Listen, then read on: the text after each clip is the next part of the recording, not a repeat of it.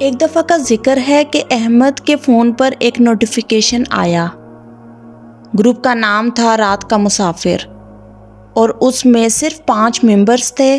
احمد حیران تھا کہ اسے اس گروپ میں کس نے ایڈ کیا، کیونکہ وہ نمبر اس کی کانٹیکٹ لسٹ میں نہیں تھا۔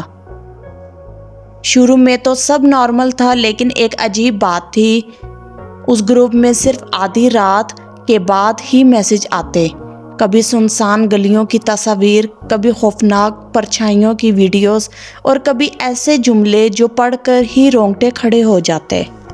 ہم تمہیں دیکھ سکتے ہیں، تمہارا وقت قریب ہے۔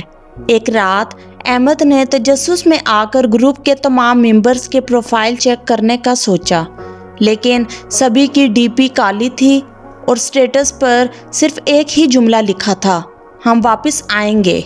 اچانک گروپ میں ایک اور میسج آیا، یہاں آ جاؤ، ہم تمہارا انتظار کر رہے ہیں۔ میسج کے ساتھ ایک تصویر بھی تھی، ایک ویران پرانی حویلی کی تصویر۔ احمد کی آنکھیں حیرت سے کھل گئی، کیونکہ یہ وہی حویلی تھی جو اس کے گاؤں میں تھی اور جہاں کئی سال پہلے 5 لوگ پراسرار طور پر مر چکے تھے۔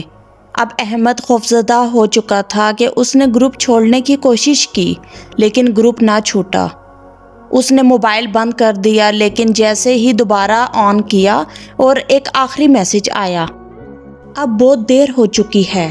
اگلی صبح احمد کا فون بستر پر تھا، لیکن وہ خود کہیں نہیں تھا۔ اس کا نمبر اس کے دوستوں کے موبائل میں آخری بار آن لائن 12 بجے دکھا رہا تھا اور وہی خوفناک گروپ اب کسی اور کو ایڈ کر چکا تھا۔ اس کہانی سے ہمیں یہ سبق ملتا ہے کہ انجان لوگوں اور نامعلوم گروپس کا حصہ نہ بنیں۔ اسی طرح مزید دلچسپ کہانیاں سننے کے لیے ہمارے چینل کو سبسکرائب کریں۔